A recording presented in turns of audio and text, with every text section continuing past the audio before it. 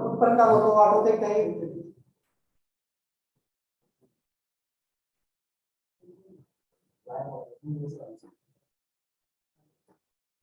Okay current झालं होतं माझ्यामध्ये write down next heading transistor as a voltage amplifier transistor as a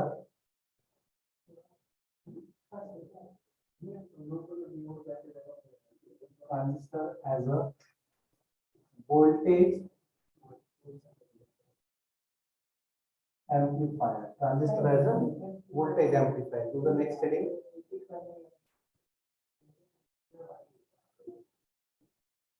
Transistor as a voltage amplifier.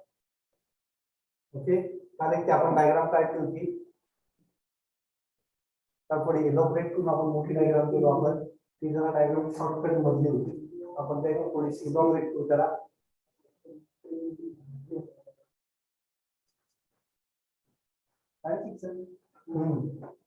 काल तू होता का आज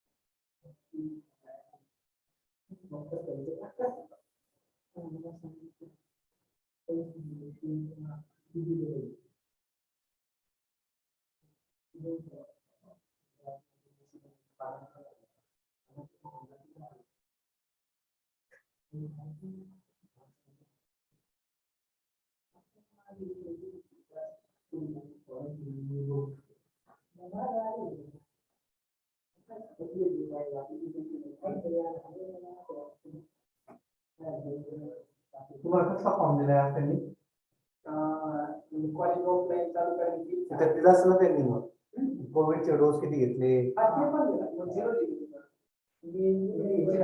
एज लिहिला असं तिच्यात हेच कन्फ्युज होते सरकार बाकी काय 7 8 8 10 आहे 18 वर्ष पूर्ण आहेत पोरं बाकी कॉलेज चालू झाले नाही कॉलेज चालू झालं सर कारण की काय म्हणते मला परीक्षा रद्द करणारा मंत्री म्हणून ओळखलं जायला त्यामुळे ते म्हणतात पाहिजे कॉलेज चालू करायचं परीक्षा कुठं रद्द झाल्या परीक्षा झाल्या ना नाही म्हणजे असं ऑनलाईन ऑफलाईन काय नुकसान पण सर याचं बाकीचे कॉलेज चालू आहे ना गेलं तर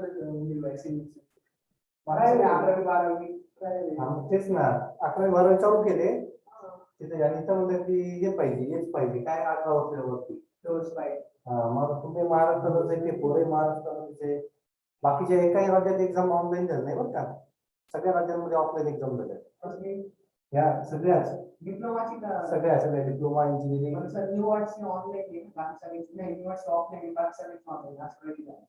नाही आपण काही नाही स्कूल जास्त काही कॉलेज ऑफलाईन काही कॉलेज ऑनलाईन असं सांगितलं ऑफलाईन झालं पाहिजे आपण काही इंजिनियरला आणि डॉक्टरला प्रॅक्टिकलच पाहिजे त्यामुळे असं वाटतं हे विषय समजा परीक्षेत असं आहे गेले तरी काय अडचण नाही तुमचं आता ठीक आहे पण आता फायनल इयरचे पुढे आहेत का या मुलांना ऑफलाईन एक्झाम देता येईल त्याची गॅरंटी नाही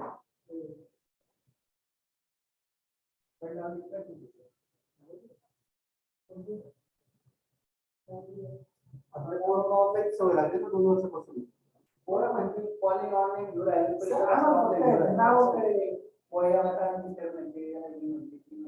काय कसं वापरायचं काहीच कळत नाही तर पोरं का म्हणणार परीक्षा ऑनलाईन घेतल्या सॉरी कॉलेज ऑनलाईन घेतलं तुम्ही ऑफलाईन परीक्षा घेतलं असे कसं काय चालू तसंच होणार काय करायचं शक्यता पण नाही तोच प्रॉब्लेम आहे ना तुम्हाला सगळ्यांना ऑनलाईन सवय लागली आणि लगेच ऑफलाईन मध्ये येऊन बसवलं तुम्हाला ठीक आहे तुमचं एकच सेमिस्टर झालेलं आहे ऑनलाईन पण ते मुलं फर्स्ट इयर मधून तुम्ही कळा देऊ शकतो फर्स्ट इयर मधून आता काही मुलं बी ला जे आहेत फायनल थर्ड सेमला फायनल इयरला जे मुलं तुमच्या कॉलेजचे त्यांचं फर्स्ट इयर ऑनलाईन झालंय, सेकंड इयर ऑनलाईन झालंय आणि फायनल इयरचं ते आले आता इथपर्यंत आले त्यांना काहीच कळणार नाही काय चालू आहे. पुढे जाऊन जॉबला प्रॉब्लेम जॉबला आता असा प्रॉब्लेम होत आहे मला काहीतरी वेगळीच स्किल दाखवणार त्याशिवाय जॉब भेटणं अवघड आहे. त्यामुळे असे कन्सेप्ट क्लिअर पाहिजे तुम्हाला, ट्रान्झिस्टर काय रजिस्टर काय हे सगळे कन्सेप्ट तुमचे क्लिअर पाहिजे सगळ्यांचे, नाहीतर जॉबला अवघड आहे. जॉब मध्ये कोणत्या वर्षी शिकायचं एकवीस बार काय कोणत्या आहे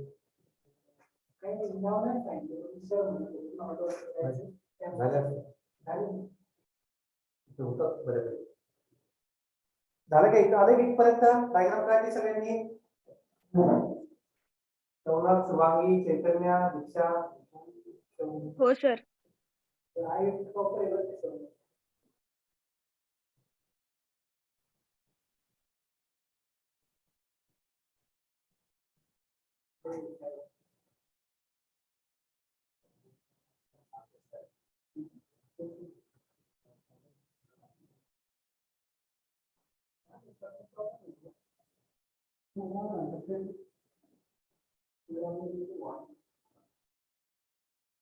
डायग्राम तरी सांगा मला सगळेजण. इस डायग्राम में प्लेन ऑफ विथ यूनिवर्स किया, इस डायग्राम में सेम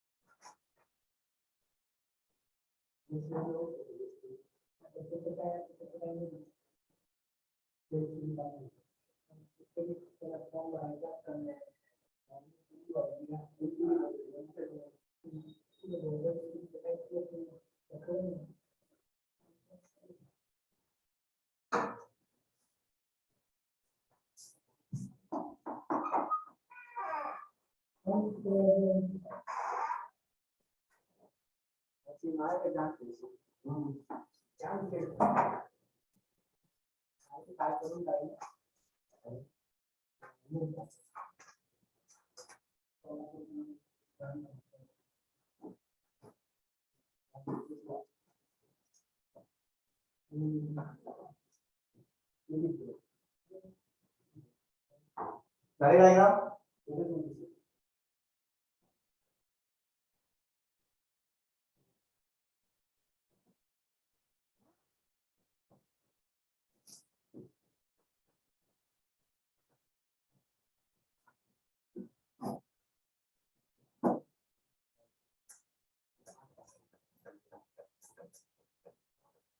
हा युनिट संपला की तुम्हाला लेक्चर नोट्स घेऊन टाकेल.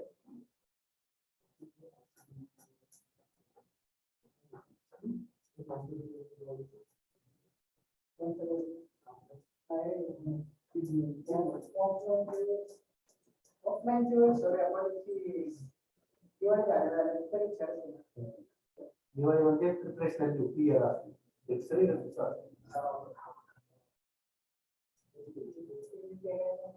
दिवाळीच्या अगोदर तुमचे ओरल प्रॅक्टिकल होऊन जातात किंवा दिवाळी मध्येच ऑरल प्रॅक्टिकल असतात दरवेळेस तुम्ही त्याच्यावर असतात.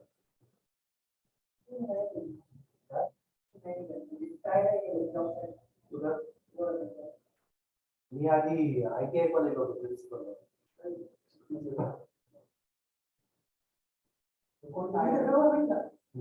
Private ITI college.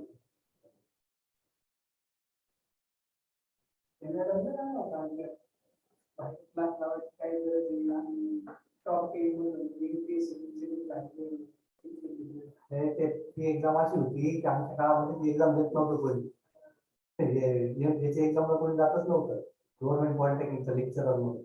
पेमेंट खूप कमी होते आधी, आता या 2 वर्षात वाढले, 3 वर्षात पेमेंट वाढले. पेमेंट एवढी कमी होते ना कोणी जातच नव्हतं. आणि ड्युटी लागायची जिंतूर लागायची, जळगाव, जिंतूर, सोलापूर असे एकदम वर्स्ट कंडिशन मध्ये असलेल्या जिल्ह्यांमध्ये ड्युटी लागायची. त्यामुळे कोणी जातच नव्हत्या आणि एक्झाम एकदम सोपी असते, तुम्ही जाऊन येऊ शकत. What is the unit of resistance असे क्वेश्चन असतात त्याच्यामध्ये.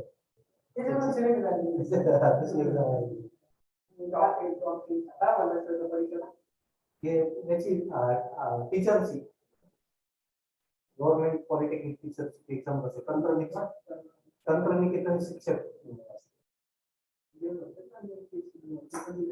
IMPC दिली ती एक्झाम, बरोबर आहे. एक्झाम IMPC दिली ती, पण आधी पण जातच नव्हतं, करत नव्हतं. आता जागा निघाल्या किती वर्ष झाली? 2010 जागा निघालेली. 2010 नंतर मग ते 2015 ला काय केलं, 0 बेसिस होते तुमच्याकडे, ज्या लोकांचे 7 वर्ष पूर्ण कॉन्ट्रॅक्ट बेसिस होते त्यांना सगळी काय कंटिन्यू करून घेतलं. आता काही तुमच्याकडे म्हणतात तसेच आहे, आधी कॉन्ट्रॅक्ट बेसिस वरती जॉब केला त्यांनी, नंतर त्यांना कंटिन्यू करू. प्रचारांना अधिकार देऊन टाकले इथल्याच, तुला वाटतं मी इथे चांगला घेऊन टाकलं. नंतर हे झाले नाही, एक्झाम झाली नाही 2010 नंतर. झाली नाही एक्झाम सगळ्यांची. ओके, आपण त्या दिवशी transistor as a current amplifier पाहिला होता आपण. आठवतंय सगळ्यांना? Transistor as a current amplifier पाहिला होता आपण. काय पाहिलं होतं आपण transistor as a current amplifier मध्ये? आपण पाहिलं होतं की बीटाच्या व्हॅल्यू वरती सगळं डिपेंड होतं. त्याच्यावरती बीटाच्या व्हॅल्यू होती. बीटा काय होतं त्यावेळेस? Beta is the amplification factor होता. काय होता बीटा? एम्प्लिफिकेशन फॅक्टर होता बीटा. त्याच्या व्हॅल्यू वरती करंट एम्प्लिफायर आहे की नाही हे डिपेंड होतं. त्याला आपण काय पाहिलं होतं? If the value of beta, काय होतं लास्ट लेक्चरला पाहिलं आपण, if the value of beta is higher than 1, काय की बीटाची व्हॅल्यू जर 1 पेक्षा जास्त असेल, हायर दॅन 1 असेल, then the current gain of C and CC configuration is large. त्यावेळेस काय असायचं? करंट गेन C आणि CC कॉन्फिगरेशन कसं असायचा? लार्ज असायचा. ओके, पण current amplifier in case of CB म्हणजे काय? कॉमन बेस जर कॉन्फिगरेशनचा जर आपला ट्रान्झिस्टर असेल तर कॉमन बेस ट्रान्झिस्टर आपण ऍज अ एम्प्लिफायर म्हणून यूज करू शकत नव्हतो. राईट? कोणता? CB. पण CE आणि CC त्याला आपण काय वापरू शकतो? ऍज अ एम्प्लिफायर म्हणून वापरू शकत होतो. पण त्यामध्ये काय पाहिलं आपण? If the value of beta is higher than 1, काय असायचं? If the value of beta is higher than 1, then the current gain of transformer, the current gain of CE and CC configuration is large. काय असायचा? Large असायचा. Okay, definition काय पाहिजे होती आपण current एम्प्लिफायरची? Definition काय पाहिजे होती आपण? ट्रान्झिस्टर करंट एम्प्लिफायरची डेफिनेशन पाहिली होती आपण. आता ते काय पाहिली होती? If the small changes in input current, then large changes get in output voltage, output current. काय मिळायचं आपल्याला? स्मॉल चेंज झाला कुठे? इनपुट करंट मध्ये स्मॉल चेंज झाला तर कुठे चेंज मिळायचं आपल्याला? आउटपुट मध्ये लार्ज चेंज मिळायचं. त्याला आपण म्हटलं होतं करंट एम्प्लिफायर. काय म्हणतो आपण त्याला? Current amplifier. तसंच आपल्याला पाहायचं आज ट्रान्झिस्टरचं व्होल्टेज एम्प्लिफायर. मग डेफिनेशन कशी येणार याची पण सेम येणार. काय डेफिनेशन येईल? A small change in input voltage, small change in input voltage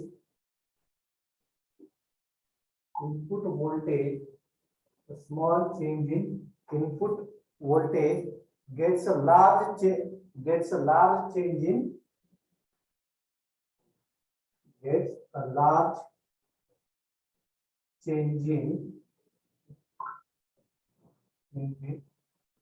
output voltage, gets large change in output voltage. Small change in input voltage gets a large change in output voltage. Then the voltage amplification takes place. Then the voltage amplification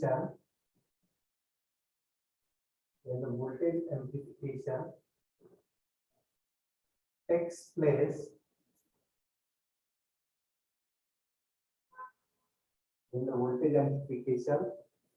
place and the transistor acts as a voltage amplifier, and transistor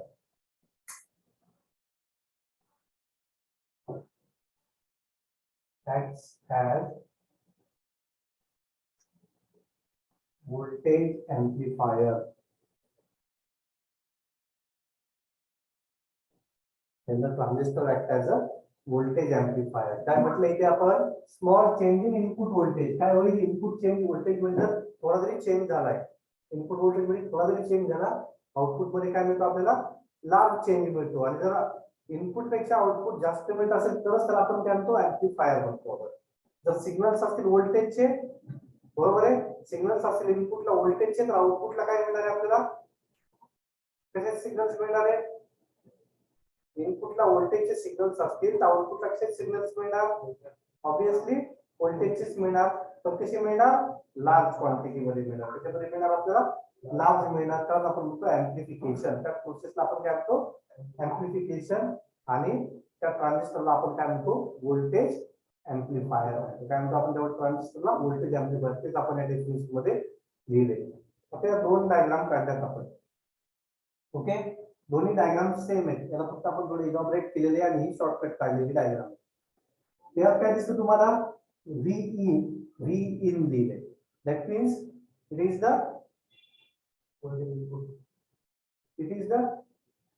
input voltage.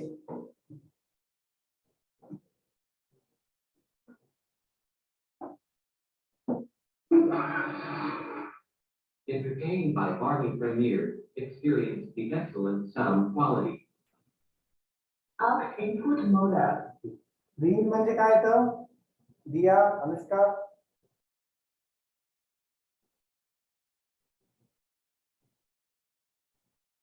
Chaitanya, input voltage. Right. काय तर green म्हणजे input voltage येणार. Okay, ते काय ना input voltage. आणि आउटपुटला आपल्याला जे व्होल्टेज असणार आहे ते असणार आहे आपलं व्हीओ. काय असणार आहे ते, व्हीओ मीन्स आउटपुट व्होल्टेज. काय असणार आहे, व्हीओ म्हणजे आउटपुट व्होल्टेज आणि व्ही म्हणजे काय असणार आहे इनपुट व्होल्टेज. ओके, आता हा काय कॉमन सीसी असेल किंवा मग कॉमन काय असेल तो सीई असेल. म्हणजे इमिटर बेस कॉमन असेल किंवा मग इमिटर कॉमन असेल किंवा बेस कॉमन असेल. ओके, तर दोन्हीपैकी एक आपल्याला इथं घेता येतं. तर हा काय कॉमन इमिटर. काय हा कॉमन इमिटर आहे. म्हणजे काय होईल, इमिटरच्या आणि इमिटरला जर कॉमन केला आपण तर त्याच्या अक्रॉस आपल्याला काय मिळणार आहे, काय मिळणार आहे आपल्याला आउटपुट व्होल्टेज मिळणार आहे. काय मिळणार आहे आउटपुट व्होल्टेज. मग आपण त्याला लिहिले व्हीसीई. व्हीसीई म्हणजे काय, व्हीसीईचं जे व्होल्टेज असेल तेच व्होल्टेज कोणतं असणार आहे आपलं आउटपुट व्होल्टेज असणार. ते व्होल्टेज काय असेल आउटपुट व्होल्टेज असणार. ओके, त्यानंतर हा जो आयव्ही दिसतोय आपल्याला हा असला आपला इनपुट करंट. लक्षात, हा काय असेल आपला इनपुट करंट असेल. आणि हा जो आयसी दिसतोय हा काय असेल आपला आउटपुट करंट असेल. काय असेल तो output current. It always flow through the load resistance. Flow to तो लोड रेजिस्टन्स म्हणून लिहितो आपण RL. काय लिहितो आपण तिथे RL. ओके, ही डायग्राम कळाली. आता या डायग्राम मध्ये बघू आपण काय केलेले. काय इथे इनपुट. ओके, काय इथं इनपुट आहे. त्यानंतर इथे आपण कॅपॅसिटर लावला. It is CC1. काय म्हणतात त्या कॅपॅसिटरला CC1 म्हटलंय आपण त्याला. हा जो कॅपॅसिटर आहे हा कॅपॅसिटर काय करणार आहे, डीसी सिग्नल्सला ब्लॉक करणार. काय करतो कॅपॅसिटर, डीसी सिग्नल्सला ब्लॉक करेल. कारण आपल्याला माहिती आहे ट्रान्झिस्टरला ऍक्टिव्हेट करण्यासाठी बायसिंग करण्यासाठी आपल्याला काय लागतं, नेहमी एक डीसी सोर्स लागतो. बरोबर आहे, काय लागतोय डीसी सोर्स लागतो. डीसी सोर्स लावल्याशिवाय तो बायस होतो का, नाही होत. त्याशिवाय करंट फ्लो होतो का, नाही होत. आपल्याला माहिती की बरेचसे आहेत, मॉस्फेट असेल किंवा मग मॉस्फेट मध्ये 2 टाइप्स बघितल्यात आपण. त्याच्यामध्ये चॅनल जे क्रिएट होतं ते चॅनलला इलॉबरेट करण्यासाठी आपल्याला काय करावं लागतं, डीसी सप्लाय द्यावा लागतो. म्हणजे डीसी सप्लायचा इन्व्हॉल्वमेंट इथे होतो. पण डीसी सप्लायचा जो इन्व्हॉल्वमेंट झालेला आहे, आपल्याला माहिती आहे की ट्रान्झिस्टर काय असतं, नेहमी हे इनपुट इनपुट एसी सिग्नल वरती चालतं ते, आणि आउटपुटला पण काय देतं, डीसी सिग्नल्स देतं ते. म्हणून जे डीसी सिग्नल्स आता आलेले आहेत त्या डीसी सिग्नल्सला ब्लॉक करणं आपल्याला गरजेचं असतं. म्हणून आपण इथे ब्लॉक करण्यासाठी काय वापरतो, CC1 वापरतो. आणि हा जो CC2 आहे हा रिपल्स कमी करण्यासाठी वापरतो आपण. त्यासाठी रिपल्स म्हणजे काय, रिपल्स म्हणजे काय, आउटपुटला जसे सिग्नल्स आलेले असतील, असा जर सिग्नल जनरेट झालेला असेल तर या सिग्नल आपल्याला काय करावं लागतं, आता सॉफ्ट एसी सिग्नल मध्ये कन्वर्ट करावं लागतं. ओके, हे स्मॉल सॉफ्ट एसी सिग्नल मध्ये कन्वर्ट करण्यासाठी हे जे रिपल्स तयार झालेले आहेत त्या रिपल्सला मिनिमाइज करण्यासाठी आपण दुसरा कॅपॅसिटर वापरतो. ओके, कोणते सिग्नल मिनिमाइज, कोणत्या सिग्नलला फिल्टर करतो हा, तर एसी सिग्नल्सला फिल्टर करतो. कोणाला, एसी सिग्नल्स, बट ते कोणते, व्होल्टेज, कोणते सिग्नल्स, व्होल्टेज सिग्नल्सला काय करतो, फिल्टर करतो. असे दोन कॅपॅसिटर्स वापरले. त्यानंतर आपल्याला माहिती आहे जो ट्रान्झिस्टर असतो, आपण ऑलरेडी मेन्शन केलेले, आपल्याला काय करावं लागतं, त्याला RL लोड कनेक्ट करावं लागतं. बरोबर आहे, कोणता लोड कनेक्ट करावा लागतो आपल्याला, RL. आपण कोणत्या नोडला, RL साठी कोणता नोड कनेक्ट केलेला होता आपण, RC कपलिंग वगैरे पाहिले आपण त्याच्या आधी, क्लास ए बी क्लास त्याच्यामध्ये पाहिले आपण. काय करावं लागतो आपल्याला, RL लोड कनेक्ट करावा लागतो. RF जो एम्प्लीफायर होता त्या RF एम्प्लीफायर मध्ये पाहिले आपण काय करतो, RL लोड कनेक्ट करतो. तर तसा इथे काय केलेलं आपण, हा R आणि हा C असा RC कनेक्ट केलेला आहे. आपण काय केलं, आपण इथे RC कनेक्ट केलेला आहे. ओके, आणि इथे आपण काय करणार, V0 ला काय करणार आपण, आउटपुट मेजर करणार आपण. ओके, काय करणार आपण इथे, आउटपुट मेजर करणार. ब्लॉक डायग्राम कळली सगळ्यांना, सर्किट डायग्राम. हा काय तुमचा ट्रान्झिस्टर, हा क्यू पॉइंट त्याचा तो आपण ऍडजस्ट करतो. ट्रान्झिस्टरच्या एम्प्लीफायर वर्क करते आपण क्यू पॉइंट कुठे ऍडजस्ट करतो, लोड लाईनच्या सेंटरला ऍडजस्ट करतो. करेक्ट, लोड लाईनच्या सेंटरला ऍडजस्ट करतो. Write down next line.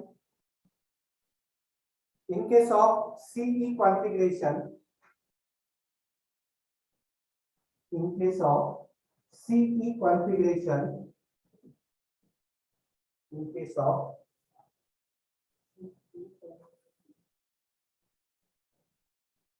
CE configuration,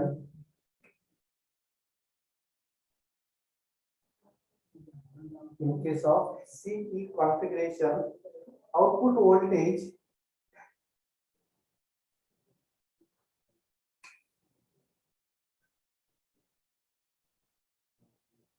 output voltage कशाने डिनोट करतो आपण, आउटपुट वोल्टेज कशाने डिनोट करतो, VO ने. राइट, VO इक्वल्स टू कशाच्या अक्रॉस असणारे आउटपुट वोल्टेज आपलं, CE च्या, VCE च्या. इथे डायग्राम मध्ये काय होतं आपण, V0 equals VO equals to VCE लिहिलेलं होतं. म्हणजे कशाच्या अक्रॉस मिळणार आहे आपल्याला, VCE च्या.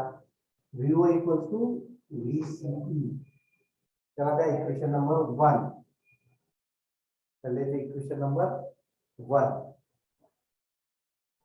Next line. If small changes, if small changes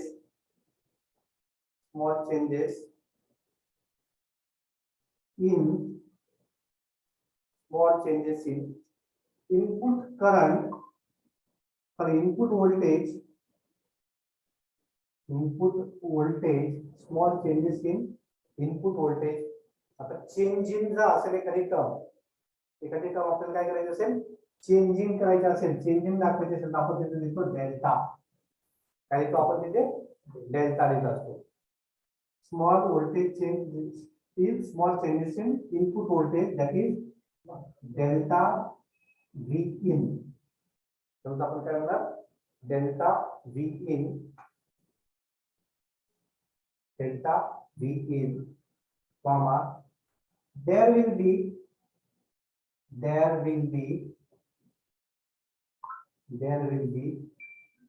small changes in input current.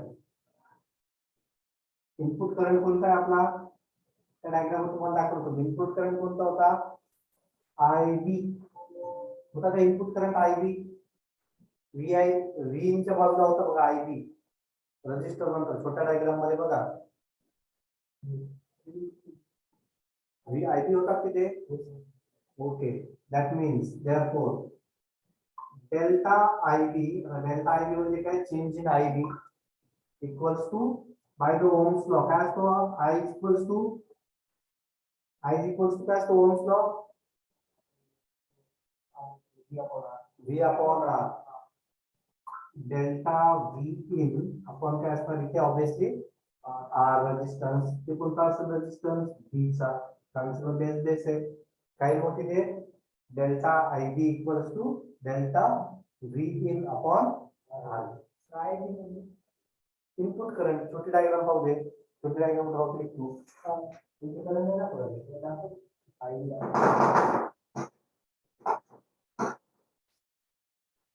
I B म्हणजे कोणता होता इनपुट करंट होता इनपुट करंट कसा जनरेट झालेला आहे तर इनपुट व्होल्टेज मुळे जनरेट झाला आहे कशामुळे झाला तो इनपुट व्होल्टेज मुळे झालेला आहे okay small changes in input voltage that is delta in delta म्हणजे change in input voltage there will be changes in the input current कोणता आहे आयबी ओके आपण आयबी इक्वल्स टू काय लिहू शकतो by Ohm's law V upon R बरोबर आहे तो व्ही कोणता आहे आपला चेंज इन इनपुट व्होल्टेज आहे जर चेंज इन इनपुट करंट असेल तर व्ही कोणता असणार आहे change in input voltage divided by काय असेल त्याचा जवळचा जो रेजिस्टन्स असेल तो कोणता रेजिस्टन्स आहे तो आरबी म्हणून ते काय झालं delta IB equals to delta V in upon RB okay त्याच्यामुळे आले हा बाय कोणत्या लॉने आलाय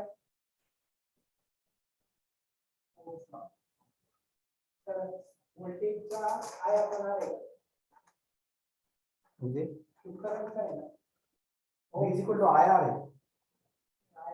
IR आणि R चं मल्टिप्लिकेशन V equals to काय तर IR आहे आणि R equals to काय तर हे काय आले I equals to V upon R बरोबर आहे V equals to काय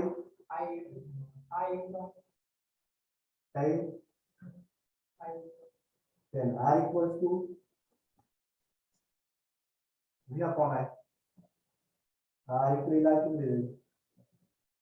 काही व्ही अपॉन आर एकच लक्षात ठेव कोणता पण त्याच्यावर बनवायची बाकी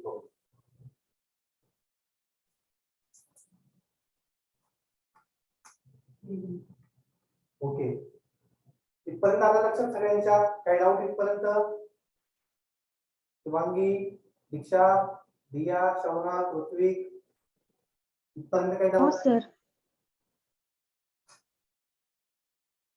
हो सर ठीक है next okay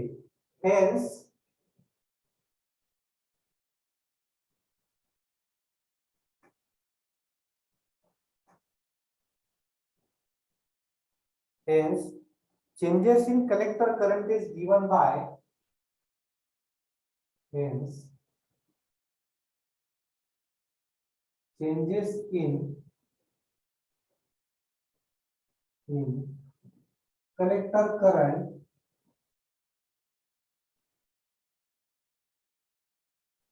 changes in collector current is given by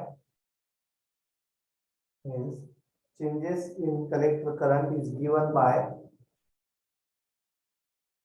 आता collector current काय आहे changes in collector current phase current पाहिला आपण चेंजेस ला काय लिहितो आपण डेल्टा collector current ला काय लिहिणार आपण IC okay changes in collector current equals to काय असेल changes in collector current collector current कोणता करंट आहे बरं कुठे लिहिलेला आहे आपण आयसी कोणता करंट आहे तो आयसी म्हणजे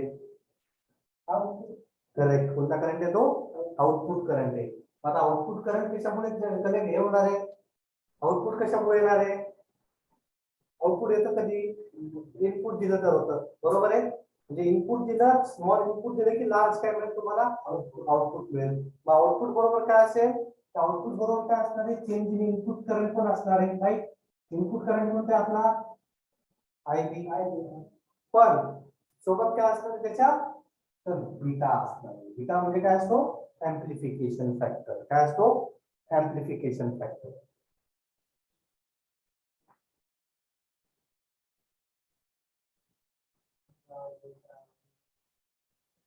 डेल्टा म्हणजे चेंज इन बीटा म्हणजे एम्प्लिफिकेशन फॅक्टर तुम्ही लक्षात ठेवायचं म्हणजे इक्वेशन पाहिल्यानंतर कन्फ्युजन होत नाही या गोष्टी लक्षात ठेवायच्या आता तर लिहून घ्या वरती कुठे beta equals to amplification factor आणि delta equals to change in okay काय लिहिलं आपण beta equals to change in delta IB लिहिलं तर डेल्टा आयबी ची व्हॅल्यू आपल्याला माहिती आहे काय डेल्टा आयबी ची व्हॅल्यू फ्रॉम इक्वेशन नंबर 1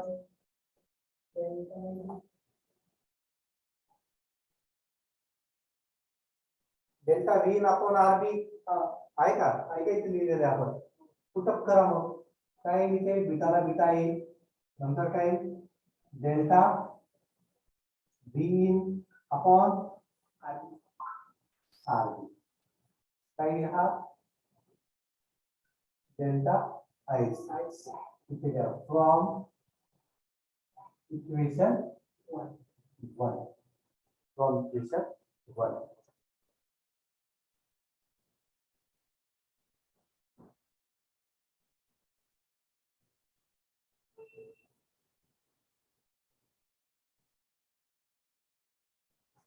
आता नेक्स्ट लाईन मध्ये मला एक सांगा, आता आउटपुट जर व्होल्टेज असेल, काय असेल? आउटपुट जर व्होल्टेज असेल तर त्याचा इनपुट काय असणार आहे? ऑब्विसली आउटपुट जर व्होल्टेज असेल तर इनपुट काय असेल? त्याचं व्होल्टेज असणार, बरोबर आहे. म्हणजे त्याला इनपुट आपण काय देणार आहे?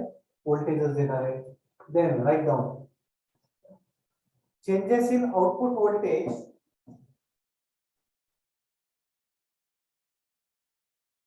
changes in output voltage is given by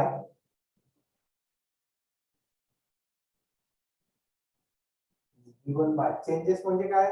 delta. Right. Changes in output voltage कोणतं आहे आपलं? आउटपुट व्होल्टेज कोणतं आहे? VC आहे का?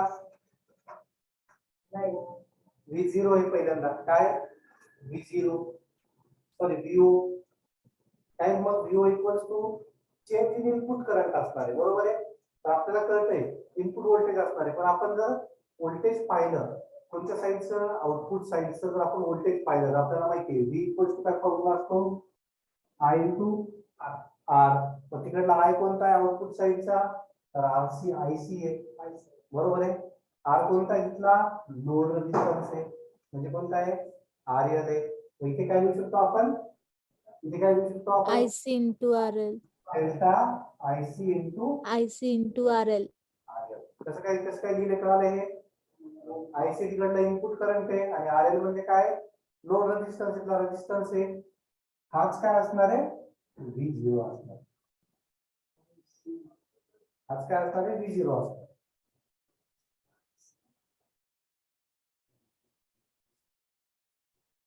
ओके. आता याच्यातल्या एका टर्मची व्हॅल्यू आपण वरती कॅल्क्युलेट केली. कसली व्हॅल्यू कॅल्क्युलेट केली आपण? कसली व्हॅल्यू कॅल्क्युलेट केली आपण? IC ची केली, डेल्टा IC. तर डेल्टा IC आलेला आहे. नेक्स्ट लाईन, बाय पुटिंग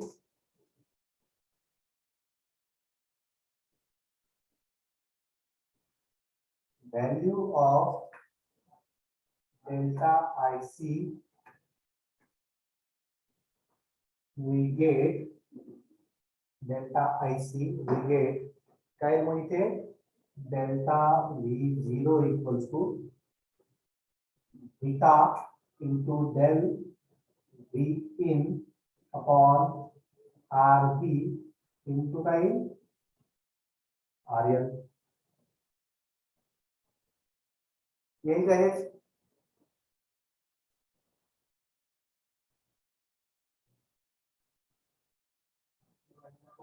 यही काय? एवढं लक्षात आहे कसं आलंय ते? शुभांगी, चैतन्य, अनुष्का, शौनक, Yes, sir. शौनक,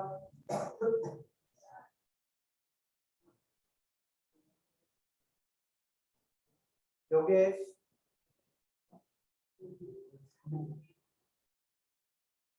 काही जणांना नावात जात नाही तिथपर्यंत. आपल्याला वाटतं की नाव जातंय म्हणून, बरं आवाज जात नाही तिथे. आता काय करू आपण? याला रिअरेंज करू. बाय rearranging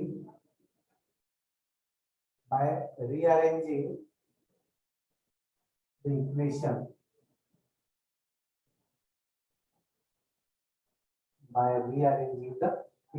आपल्याला रिअरेंज केल्यानंतर काय करू? आता delta V0 equals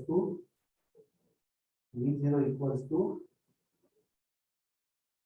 RL upon RB, RL upon RB equal to beta into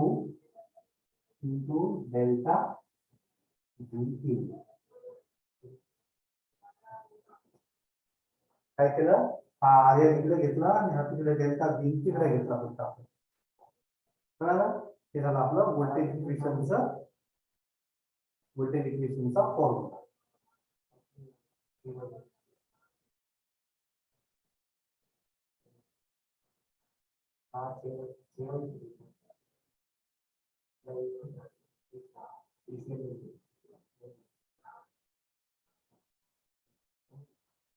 कळलं? Yes, sir. कळलं? हा डेल्टा V0 कसा आला? परत एकदा सांगायचं की काही गरज नाही. No, sir.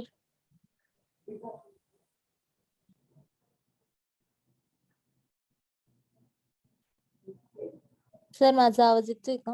हो हो. ठीक आहे, नेक्स्ट रिडिंग आता इम्पॉर्टंट डेफिनेशन्स. काही डेफिनेशन्स आहेत 2-3 त्या बघू आपण. दोन डेफिनेशन बघू इम्पॉर्टंट. लिंक टाकून परत